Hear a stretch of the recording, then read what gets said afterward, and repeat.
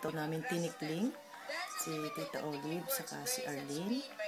Ako po ang isa sa nagpapalo ng bamboo. Kami ni Kuya Ed Francisco. Ito po ay isa lang naman sa performance ng Teatro Canto. Yan. Ganyan kami katindi nung araw, nung kami pa mga bata pa. I really enjoyed.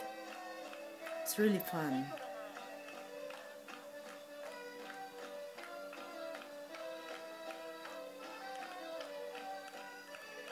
Very nice.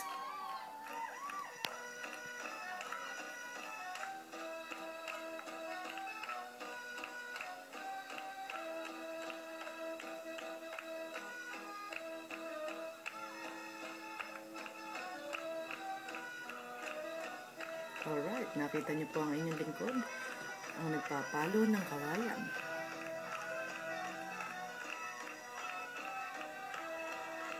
Para pa kami mga kiti.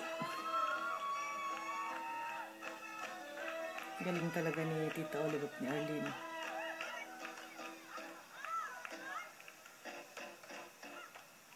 Galing Tita Olive, ang gaan ng katawan.